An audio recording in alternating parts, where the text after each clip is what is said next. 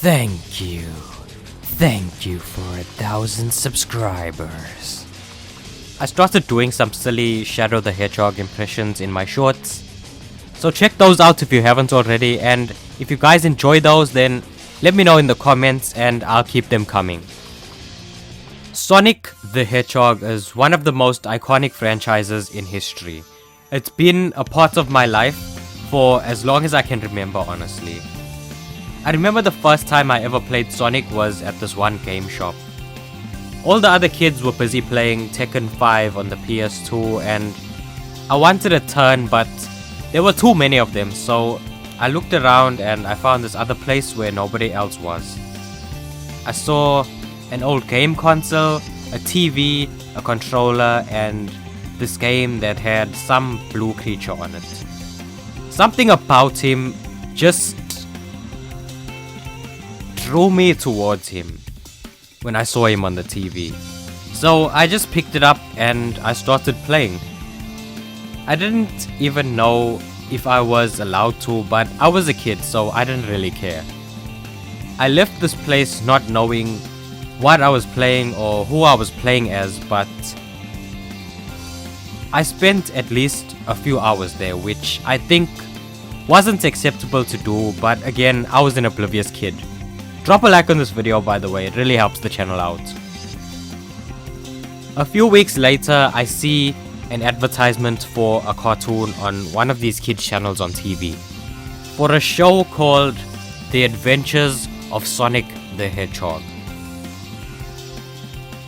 I recognized the blue creature right away from the game I was playing, and now I knew his name. Sonic the Hedgehog. So I remembered the fun I had playing this game, and my mind was blown that there was a cartoon as well. I really enjoyed the show as well. It was so much fun. I was so excited to watch it every day after school at like 3 PM. Then someone I knew told me that they had a Sonic game on their computer, and I was like, wow, okay. So we played a bit of that, and I think it was Sonic 3 because it had Knuckles in it, and at the time I was calling him Evil Sonic because he was red and he looked like a villain. Again, I was a kid who didn't know much about the franchise. I was a kid who knew very little about the franchise. A few months later, my parents decided to buy me a new game because I had a good report card. And we were in the store and I couldn't really find anything that I wanted. But then I came across Sonic Heroes for the PlayStation 2, and that's where it really all began. So since then, I've been a massive fan of the franchise and I played whatever game I could get my hands on. Bear in mind that it wasn't a lot since I was mainly a PlayStation guy and Sonic was more showcased on the Nintendo at this time. But I still loved it all. So when did it all go wrong? Well, it wasn't that any of the games put me off or anything. I just wasn't feeling it anymore. Around 2016, 2017, I was getting more into other franchises. Like, I just got back into Dragon Ball again, among other stuff. And there's only so many things that you can stay interested in at the same time. And it's actually funny because at around this time, I was trying my hardest to stay in touch with Sonic because it was important and I didn't have all of my old games and consoles anymore, so it was even more difficult now. So like, I would try and connect with other fans on social media, I'd go watch cutscenes and gameplay on YouTube, anything that would just keep me into the series. But Sonic in the 2010s just wasn't really appealing to me anymore. Like, I still enjoyed the old stuff, but to me the franchise felt stuck. And everything felt as if it was being dumbed down and oversimplified. It felt very disconnected, and slowly I started losing more and more interest until I completely stopped following the franchise entirely. Like, visually the games looked nice and vibrant, but Something about them to me lacked soul. And I just couldn't be bothered to spend money to be disappointed. So I focused more on other franchises then. I got back into Jak and Daxter, I got into the Uncharted franchise, Devil May Cry became huge for me, and stuff like Yu-Gi-Oh! And Dragon Ball took center stage in my life. This was pretty much the phase in my life where I was more into anime than anything else, so Sonic got left behind.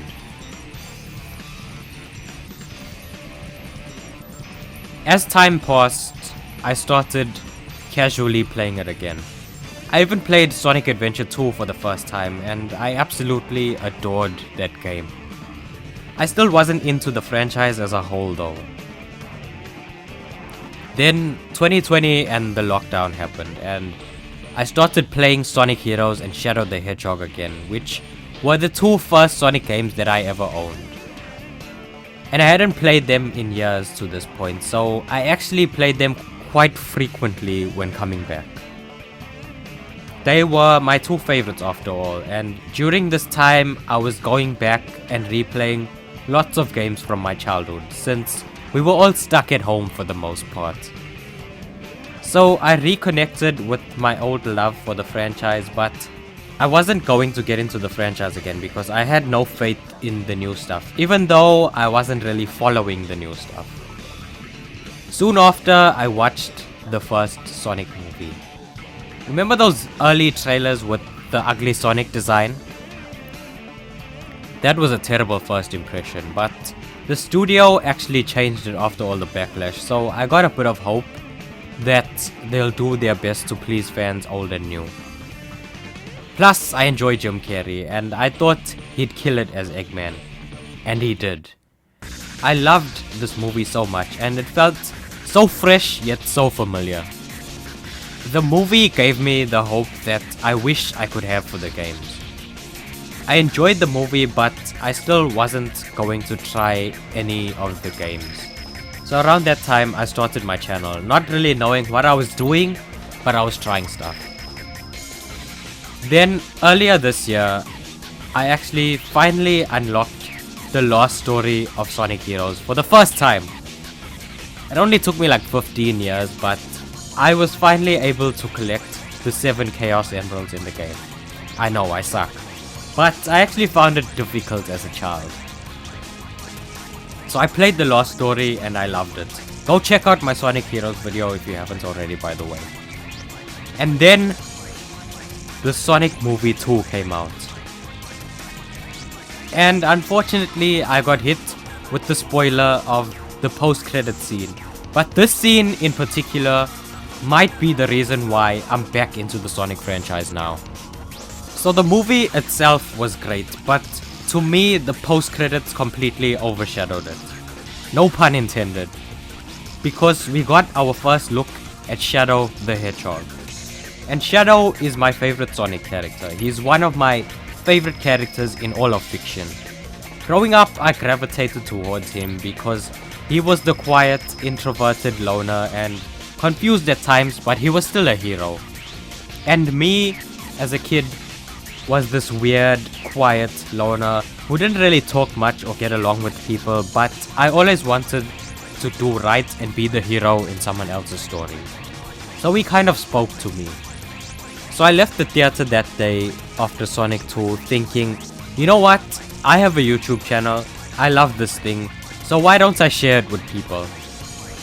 And I also just want to say, Sonic wasn't that big where I live, so I didn't have friends that I could talk to it about, and I couldn't share my love with the franchise with other people. And that's probably another reason why I left. But now I have this platform, and by the way, thank you again for 1,000 subscribers. It means so much to me, and I hope we continue to grow together. So after that, I decided that I was going to get my hands on whatever Sonic games that I could, and I was going to play them and talk about my experiences with them on here, because this franchise at the end of the day is a beautiful franchise, and after spending time away from it, I didn't realize how much I loved and missed it. Sonic Frontiers is set to release later this year, and I think that's the final piece of the puzzle to the Sonic Renaissance. If that game can knock it out of the park, then I will confidently say that Sonic the Hedgehog is back and he's not going anywhere for a while. And we should all enjoy this and appreciate this and savor this. Thank you for watching, and I'll see you all in the next one.